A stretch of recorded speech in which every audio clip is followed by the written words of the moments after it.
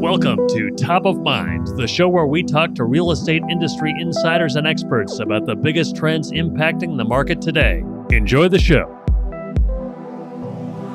Mike Simonson here. Thanks for joining me today. Welcome to the Top of Mind podcast. This is where I talk to the smartest leaders, thinkers, and doers in the real estate industry. For a couple of years now, we've been sharing the latest market data every week in our weekly video series. With the new Top of Mind podcast, we're looking to add some context to the data and really have a discussion about what's happening in the market from the leaders and the people who are in there every day. Each week, Altos Research tracks every home for sale in the country, all the pricing, all the supply and demand, and we analyze all that data and make it available to you before you see it in the traditional channels. People desperately need to know what's happening in the housing market right now, why it's been so hot, so competitive, and now suddenly the landscape is changing. So when people ask me, Mike, can I get the data for my local market? The answer is yes. Visit altosresearch.com for a free consultation on how you can use market data in your business. But enough about Altos. Without further ado, I'm thrilled to introduce my guest today, Wendy Forsythe.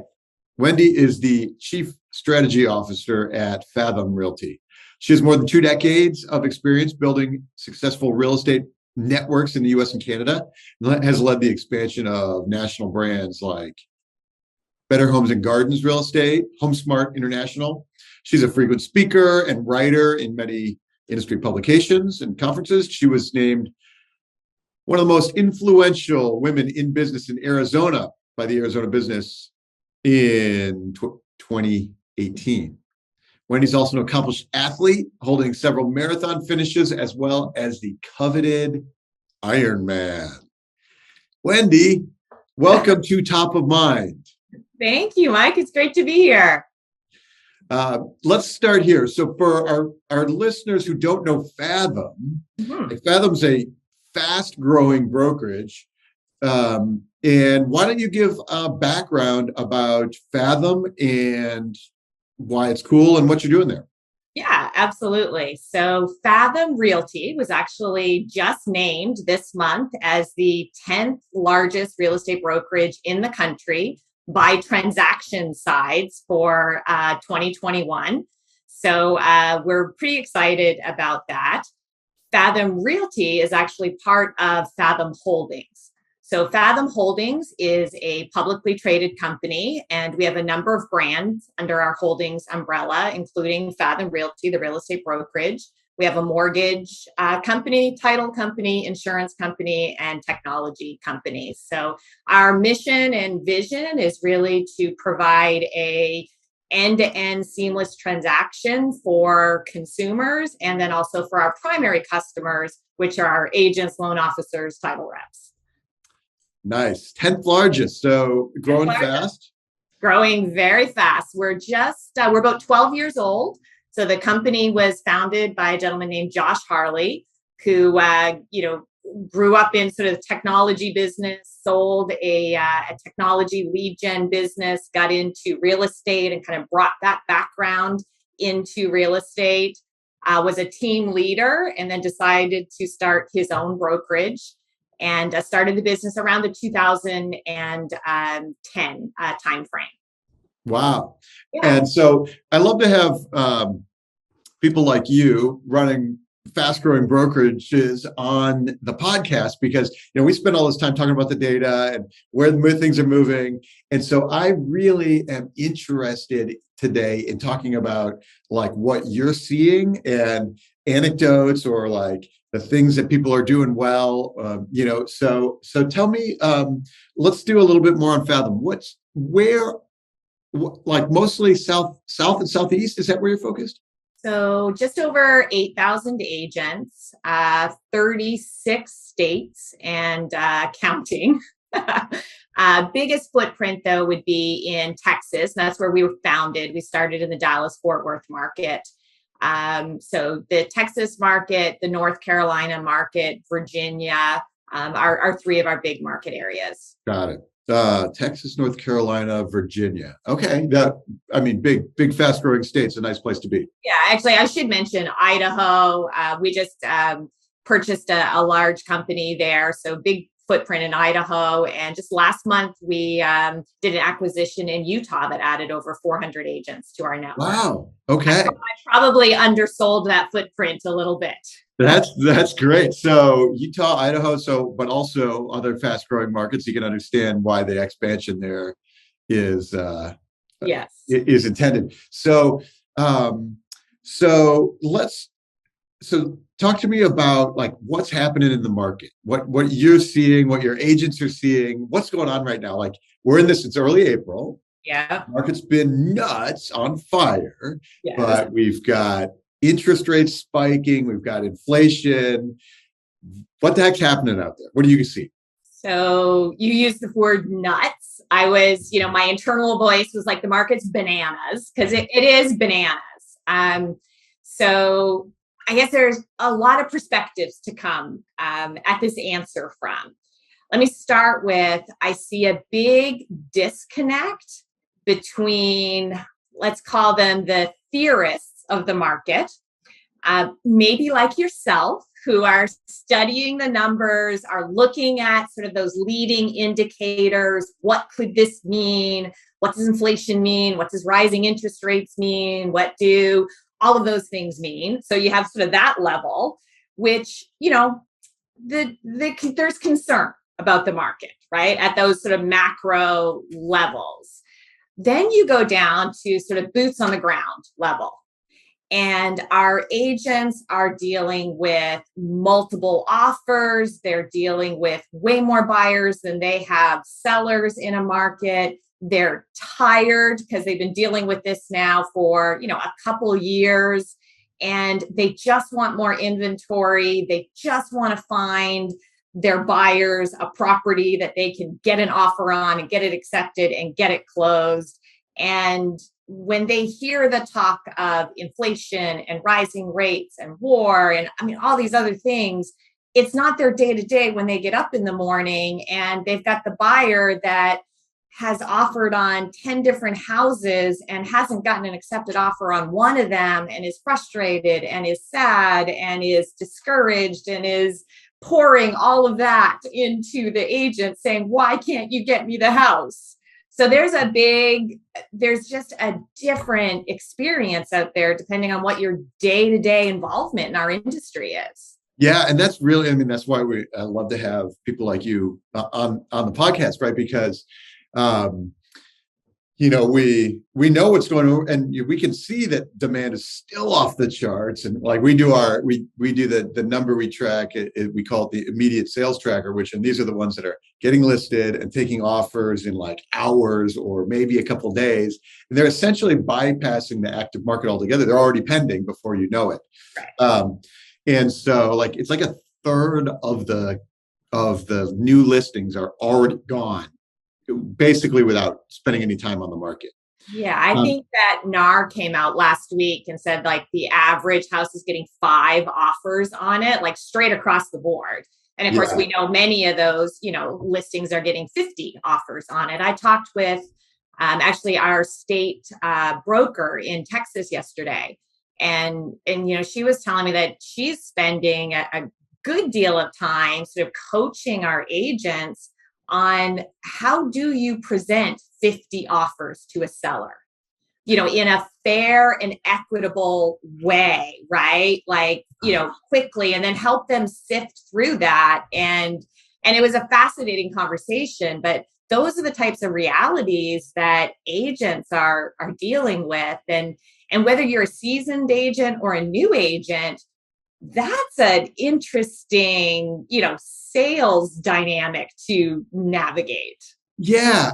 How do you present? If I'm a seller and I've got 50 offers, I did a tweet thread yesterday about with the latest data, and I mentioned some of the anecdotes. Do we have fewer of these? And I had at least 2 replies that were like, I just did an offer. We had 50, a listing. We had 50 offers. Another one in New Jersey with 45.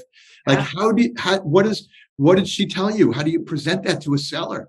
Yeah. So the advice is, and you're going to love this answer, being the data guy that you are, you do a spreadsheet.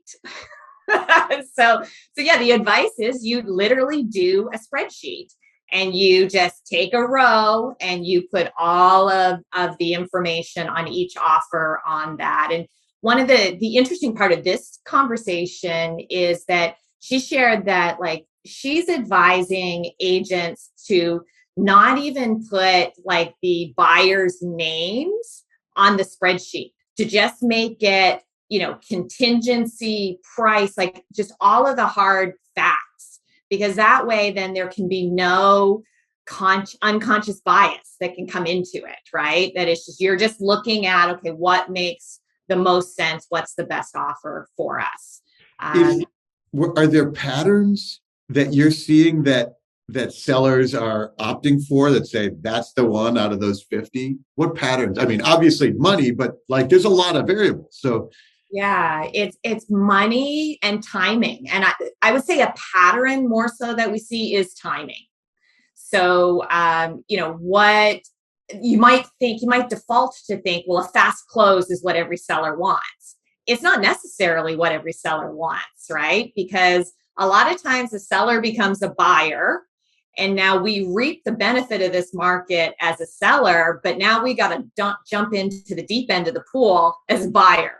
And that's an interesting, pivot to make. So timing can help with that. So maybe I want a longer close for that. Maybe I want a lease back.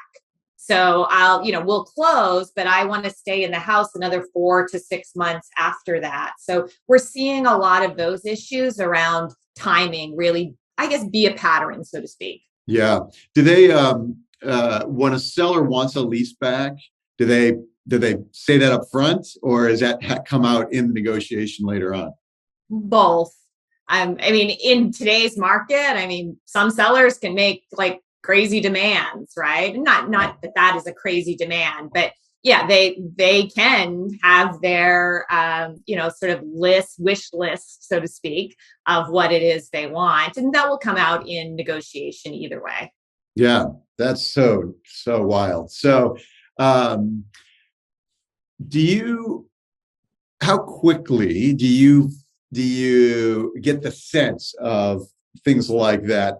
Like if we go from 50 offers or to 5 offers, Right. that will be a notable change, right? It will be a notable change, but will it be a bad change? Well, not for most of us, but the seller might be like, "Oh, I thought I was going to get 50, and now I only got 5." Uh, Yeah, I don't know. I mean, maybe, but I think as a seller, if I still have 5, I mean, remember the days when you put your house on the market, you expected it would be on the market for 90 days, and then maybe you'd get an offer? yeah, Like, yeah, and now to think that, oh, if I only have 5 offers, that's somehow disappointing. I mean, I hope that perspective hasn't gotten to that point. I mean, I think that one of the things that we wonder, right, as we get our crystal balls and we think about what's the market going to look like in, 24 months is, will transactions go down? I mean, we've had record breaking transaction counts, in 2021. We're now into 2022. What if transaction volume goes down this year? I mean, so far we're not seeing that is happening.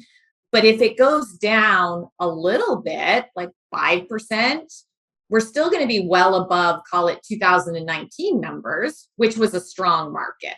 yeah. It's been a strong market for a decade. Yeah. Yeah, So even what we, call a softening market or a declining market is still an exceptional market if you look over an extended period of time. And these numbers better than I mean, it's going to be a long time before inventory and we can build and replenish the inventory to match the demand. So I don't see any bubbles or really bad things happening in our industry in the short term. speaking of that, so one of the things, the bubble things that I notice, lived through a few bubbles in my career. One of the things that happens is one of the characteristics is like fraud or like kind of shady things happening. Not that there would be anything like that in your business, but maybe you run into things like, you know, those kind of riskier behaviors that you might see in the market. Do you see any signs of those things, risky things happening, consumers doing dumb things? Like last time around, it was the ninja loans where the no income, no whatever. It's like, no loans. Yeah. And I remember, I had a friends, relatives, a high school teacher in Las Vegas, and they owned 4 homes and they driving BMWs, and I was living in my little, piece of shit Silicon Valley house, and I was like, what am I doing wrong here? And then of course it all collapsed, and and then they walked away from. I think they might have kept one in the house, and they just walked away from 3 of them. Yeah. And so, and at the time, that was. It looked, it looked super risky. It looked nuts to me. And so, and people are buying and doing they're way overbidding, for example. Are there things like that you see? Like, yeah, I'm not seeing that. And I mean, this is just a very different market than, the REO days and the default days. I think that what we'll likely see, and remember, Fathom owns a mortgage company as well, so we're very connected into the mortgage world. I think that we will likely see a lot of new mortgage products being offered in the coming years. So, and this is just theory and projection on my part, right? We got a lot of homeowners that are locked into very low mortgage interest rates. They may want to move, and for the health of the market, we want them to move, but they don't want to lose that interest rate that's locked in the 2s and the 3s if rates are much higher. So we may see new mortgage product like, well, can I port my mortgage over to my new house, right? So things like that, I think, will start to change as this market evolves with just some different financing options, right? We're seeing fractional ownership, where, I want a second home, but I don't want to own all of it. I'll own an 1/8 of it, or I'll own a 12th of it. Or I want to live in 2 or 3 addresses across the country. And I don't want to own 2 or 3 houses, but I'll own, fractional ownership in 2 or 3 houses. So I think that from a demographics perspective and from just an ownership perspective, we're going to start to see a different way of how we think about home ownership and how we think about moving from property to property. Awesome. There's a lot there. So let's dive into it. First, let's talk about the mortgage products. So we haven't even had variable rate mortgage ARMs in 7 years, right? Because rates have been so low. Have you seen, so rates are now like just this month, they're up. Do you have any sense, like a reading maybe from the mortgage company, like, oh, we did a few more ARMs this month? Do you have any sense like that happening?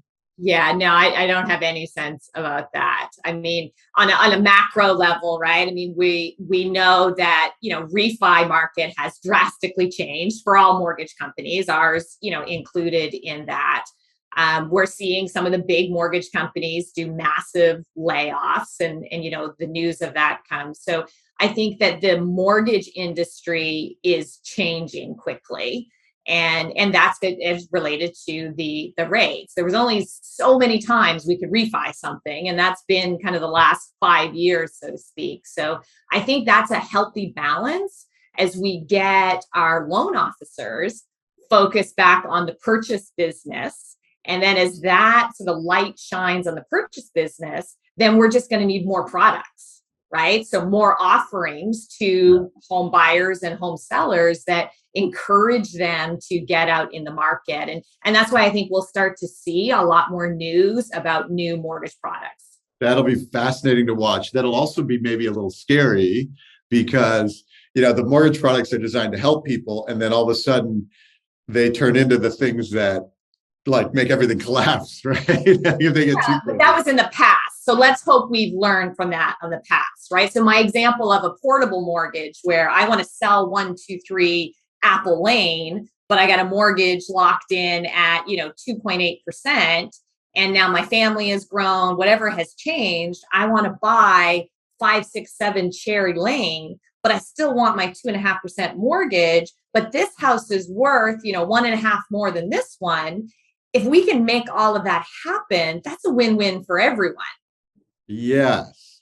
Yeah, I suppose it is. Like, yeah, because and one of my fears is that the, inventory, like as mortgage rates climb, we expect inventory to climb. You expect few people can't buy the second one and keep the first one. You can't, two mortgages are more expensive now. But then one scenario is that we actually have fewer sellers because nobody wants to get rid of their 2.7% mortgage in a 5% environment. Right. And certainly and all those 2.7s are locked in forever. Yes. So I never have to do that. So I'm actually afraid, what if rates go up and we get fewer homes for sale? Right. But that's where, we, necessity is the mother of invention or some saying like that, right? That's why I think we'll have more mortgage products that will sort of figure that out. And by the way, the portable mortgage, like when I started selling real estate back in Canada, that was a common thing that you just your mortgage just ported with you from property to property. So, there is precedent for that sort of thing to happen. And I think that, that could be something that we see. I also think that, HELOC mortgages. So tapping into equity, right? Homeowners have built unprecedented equity quickly. So let's pull that equity out and what else can we do with it? And that also ties into where I think that fractional ownership can become more and more popular because I can pull out enough equity to buy 1/8 of my second home. I might not be able to pull out enough equity and buy a second home or have a full second mortgage, but I want to be in the market and invest in different ways. So it will be interesting to see how. It will be interesting. And the fractional ownership is cool. Picasso doing the 1/8 ownership, and they're doing high-end vacation homes. And actually, I'm going to have Austin on the podcast, Austin Allison, who's the CEO of Picasso, in a couple of weeks. So that'll be great to hear and talk about that. Do you are you working with buyer clients who are interested in that kind of thing? Are you doing transactions like that right now? Fractional ownership transactions? Probably not that I'm aware of. We are certainly educating our agents, on that and what that means. And particularly, Picasso has become, very well known in that market. And we're doing the same in terms of having someone from that company sort of do a training, with our agents on that. So yeah, it's definitely something to be educated about. Picasso is now able to put their listings. I mean, they're so new in the market, and you can ask Austin about this, that they haven't really had turnover. So the question becomes, if I bought 1/8 of a property, but now I want to sell it, how does that work? And they're actually have been working with the MLSs to list that very much like you would 100% ownership, listing on an MLS. So I think that, it will just become over the course of time, a way of ownership. We'll see, a 1/8 ownership at a ski lodge in Tahoe on the MLS and on Zillow and Realtor.com and all those other places. That'll be really interesting, and that actually fits in with the other big trend of the last couple of years is the remote work trend. Right. And that's another thing that you alluded to in when you're talking about the future. So tell me what you think about that trend now and in the future, and how you talk to your agents and consumers about that. Yeah. So I'm a fan of that trend. So Fathom Realty was founded as a virtual brokerage. We have been virtual for the last decade. We've liked to joke over the last 2 years that we were virtual before it was cool. So, if we go back to March of 2020, when the world went into lockdown, as tragic as that was, and as frightening as that was for everyone, from a business operational perspective, we didn't skip a beat because we've always communicated like this with our agents. We've always had the technology in place that we could do closings from anywhere, and we could process a file from, anywhere, because it's all done in the cloud and all done online. So we didn't go through the same fear of, oh no, I got a closing and all the files are in the office and the doors are locked and I can't get in. So I guess we were early adopters of a virtual workforce. That's great. So are your closings entirely virtual? Are they entirely electronic? As long as the state and the title or the attorney and everything can do that. But yeah, from the part that we need to do as the brokerage, yes, it's completely electronic. Our agents upload their files into our transaction management system, which is a proprietary system that we developed and we owned. We manage through that file, do compliance, and then pay the agents out immediately. If we can pay them at the closing table, they're paid right, at the closing. And if not, they're paid via direct deposit or e-check immediately thereafter. That's really cool. And it's like, finally we're getting to actually, I expected it to be 20 years ago that we would have been really. And I think that's one of the amazing things about the ecosystem that we have within Fathom. Is one of the breakdowns typically in a transaction is, I've got an accepted offer with the real estate agent over here, but now we got to get all the information to our loan officer, and we've got to get it over to title, and they've all got to talk, and they've all got to talk when they're supposed to talk and not necessarily on their own time frame.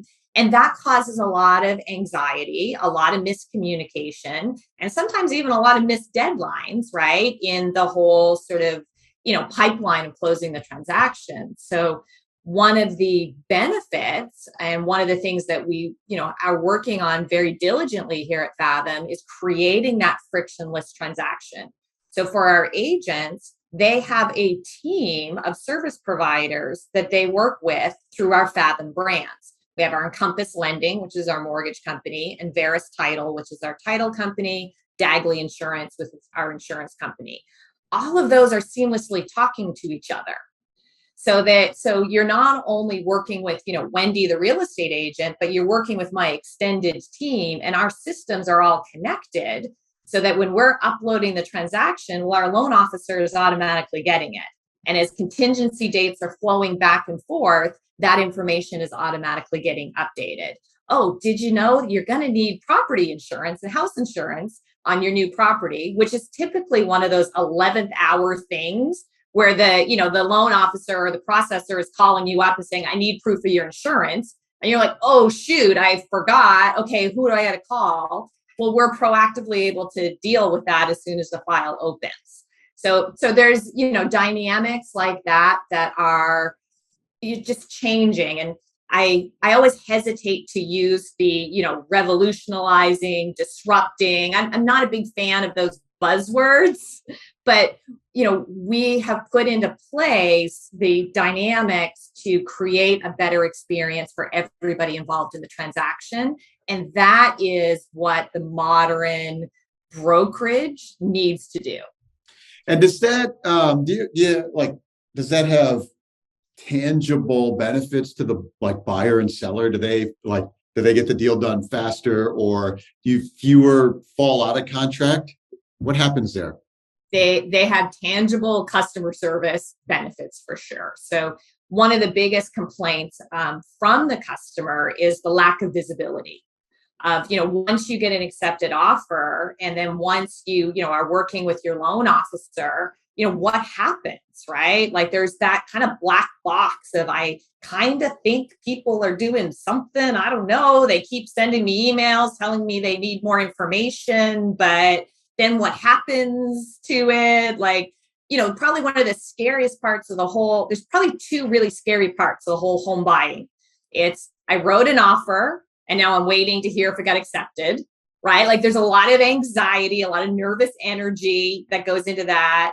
And then the loan officer telling me that, okay, I've sent it over to underwriting. We're waiting to hear back, right? Of like, okay, is there going to be a problem? What if they say no? Like those two moments, like in the transaction, are high stress. So, alleviating that and communicating and giving visibility is something we've talked about as an industry for a long time. And having those service team partners that really do work together and are under that same umbrella is super helpful at alleviating that. That's great. That's super, super cool. Yeah. That constant communication. I know when I bought the last house, I bought my mountain house I mean, like I'm applying for a mortgage, but I own the company. And so it's not standard. And like, I have no idea what's happening. Right. And you're you're in the industry, right? Yeah, and I have no idea what's happening. Yes. So that's real life, right? Imagine being a first-time buyer or somebody that hasn't bought a home for a decade. Like that is part of what our industry faces is, despite all the technology and despite all of the knowledge that is out there, we've not done a really good job at improving, this transaction and this experience of buying or selling. Yeah. Yeah. Well, that's awesome that you're working on that. You mentioned first-time homebuyers.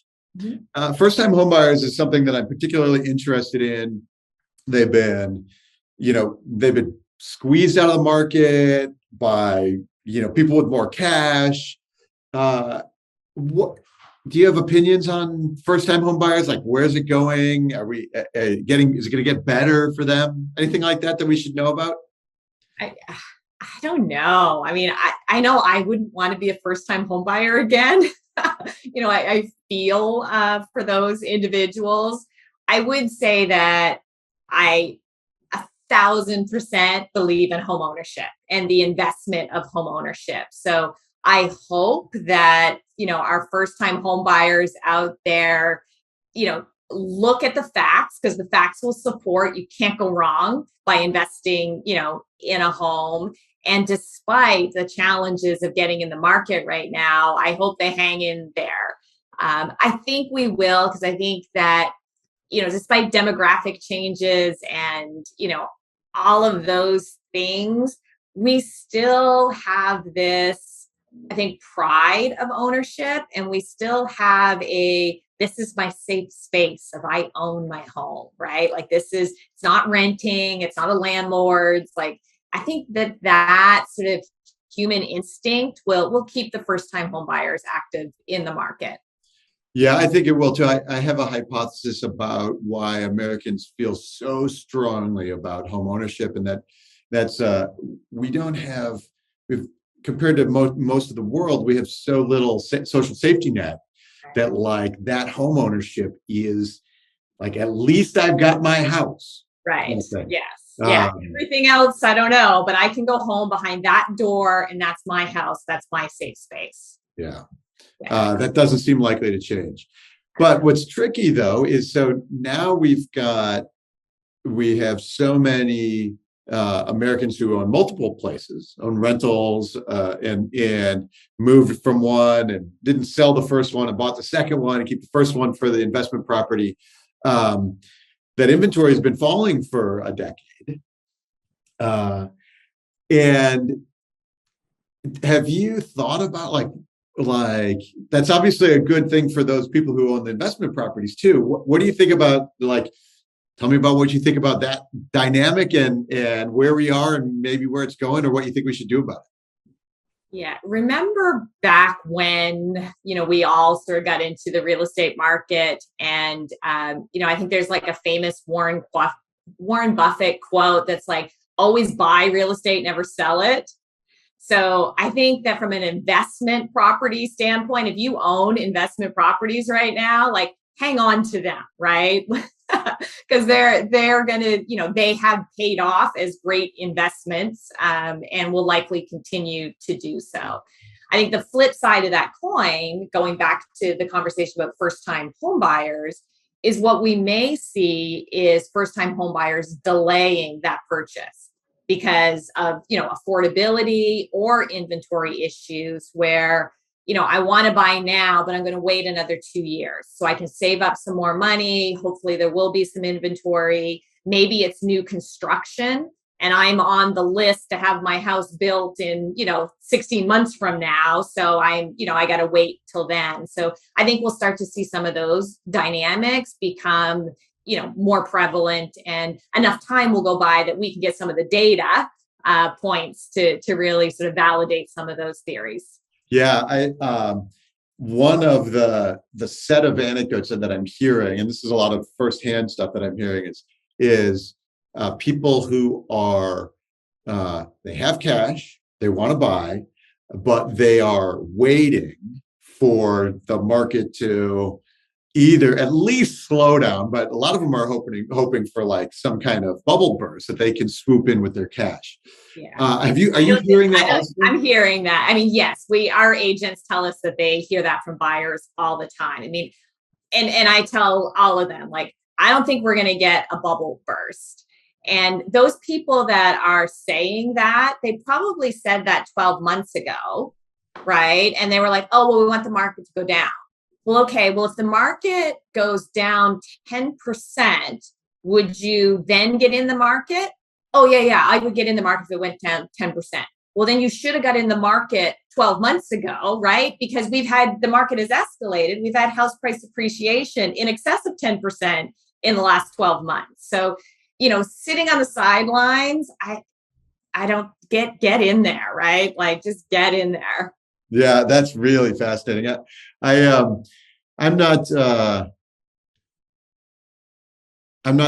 so confident that I can say get in there, but I do. The way I say it is like, look, if you can afford the house and you like the house, buy the house. If you can't afford it or you don't like it, don't buy it. Right? Yeah. Don't buy it because you think you got to get in, like you have to. Yeah. And when I say get in there, I mean, I wouldn't recommend that if you couldn't afford it or it's beyond your, comfort level sort of financially. Yeah. But if you can afford it and you like the house, then I would say get in there. Like, don't sit on the sidelines hoping that the market's going to go down. And then, if that's your hope, then I think you got to do some math. If it goes down, what's the cost of waiting, right? Like, that is the classic analogy that we do, right? Is if I wait 12 months, how much is that going to cost me? And then how much does the market need to go down in order to cover that cost? And when you start mapping that out and putting some numbers to that, it tends to go back to, okay, I should try to buy something now if I can afford it. Which is what people are doing. Like, there are plenty of people waiting, and like, how long are you going to wait? But there's lots of people buying who are saying, you know what, it makes sense to buy right now, and I'm going to buy right now. Well, just think, if you've been waiting the last 2 years, like at the beginning of the pandemic, if you were looking to buy and the pandemic hit and you said, oh my gosh, I don't know what's going to happen, I'm going to wait. How much would that have cost you? Yeah. Right. Just in the difference of your interest rate on your mortgage, and then in the house price appreciation, and then in the cost of living in the last 24 months, whether it's rent or whatever, right, that you've paid. Like, it would have cost you a substantial amount of money to wait. Yeah, for sure. And it's always fascinating. Especially in the social media and the Twitter world, like, I have a whole bunch of people who are just, every time I post some data, we expect market crashing, and here's why the market's going to crash, and I can't wait till the market crashes. And then, of course, I'm guilty because I'm somehow talking up the market, even though I'm just trying to report the facts. Okay, let's talk a little bit about data for a sec. You at Fathom have a tech company that does some data. Tell me what you do and what you like to present in that local market data that you guys have at Fathom. Yeah. So one of the companies in the Fathom Holdings brand is a company called LiveBy. So LiveBy focuses on hyper local market data. So we provide very localized market data on what's happening in an area. So let me level set what that means. So typically when we talk about local market, we tend to think at a zip code level. Well, a zip code level is not a local market in most areas. So take where I live. I live in Irvine, California. If you look at the zip code 92612 of Irvine, California, you've got a wide swing of, micro markets within that zip code. If I'm a buyer, I may want to be in a specific area. So knowing a hyper-local area of Irvine, like North Park or Park Place, there are different market conditions within those two hyper-local markets. So at LiveBy, we drill down to that hyper-local market level so that as a buyer, I can get down to like in that hyper-local market, what are not only the market conditions, but what's it like to live there? What is the shopping? What are the schools? What are the restaurants? Like all of those things. And you're able to get reports on our websites where you can get local market reports to help you in your buying and selling decisions. Yeah, there's all kinds of interesting nuances of data that are beyond the home prices and time to sell and things like that. Some of it is, let me ask you this way, are there parts of those things like walk score type things that people find most compelling? Like, are there things that like people, you go, oh, that really helped me make a decision over, this side of town versus that side of town? Yes, in some cases, right? It's very personal to, the buyer themselves on what they're looking for. But definitely we have, I'll tease something that is hot off the presses. So we haven't released this yet, but we've just done a study that internally the project name, we've been calling it Howdy Neighbor. So we did a study on on neighbors. And what we're really trying to find out is, do Americans actually like their neighbors? And does that relationship impact their decision on buying or selling?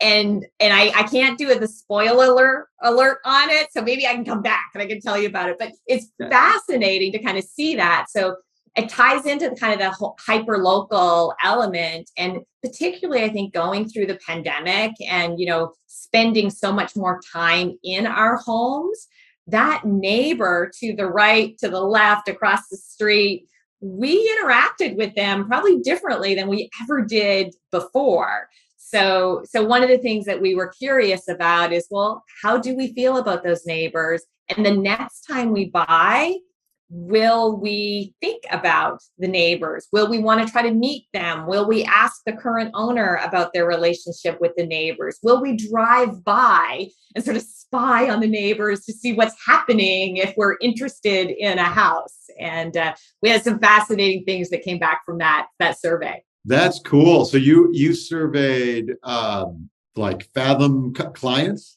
No, we did an omnibus. We hired a third party survey company that just went out and surveyed people. Your neighbors. I like it. That's really cool. I can't wait for those results. Relevant survey on opinions. I love it. That's really fascinating. It reminds me of there's a survey on schools. So, Americans report that the school systems are a wreck and they need overhaul and all these things are wrong. And then you ask them about their school system, and their schools are always good.